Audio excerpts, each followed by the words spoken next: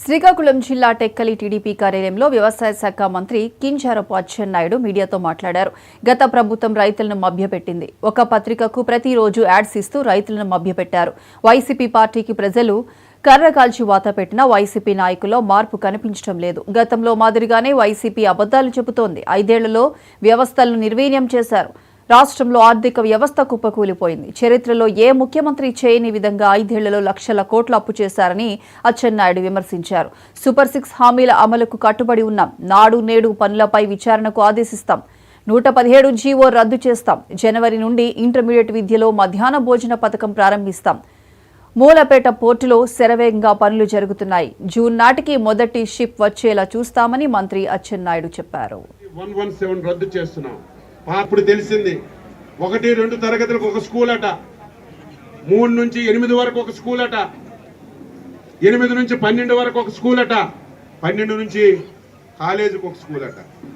ఎక్కడైనా ఉందా ఈ విధానం? దీనివల్ల ఏమైనా బెనిఫిట్ ఉందా? 117 జీవో తెచ్చి మొత్తం స్కూళ్ళన్నీ ఎత్తేసావు. ఆ ఎత్తేసిన వాడు మళ్ళీ నాడు నేడు అని ఎందుకు పనులు చేయాలి? నువ్వు స్కూళ్ళు ఎత్తేస్తావని నిర్ణయం తీసుకున్నప్పుడు మళ్ళీ 4,000-5,000 కోట్లు ఖర్చు పెట్టి నాడు నేడు కింద స్కూళ్ళు రిపేర్ చేశావు, రంగులేసావు.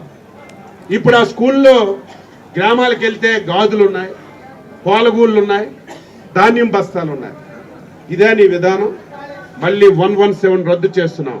పాత విధానాన్ని తీసుకుంటాం. 1 నుంచి ఏదైతే ప్రీ నర్సరీ ఉందో ఎల్కేజీ యూకేజీ అంగన్వాడీలో నడుపుతాం. 1 నుంచి 5 వరకు ఒక స్కూలు, 6 నుంచి 10 వరకు ఒక స్కూలు, ఇంటర్మీడియట్ 1, డిగ్రీ 1, 4 విధానాలతో తీసుకొస్తాం. నిన్నే కేబినెట్లో 2 నిర్ణయాలు తీసుకున్నాం.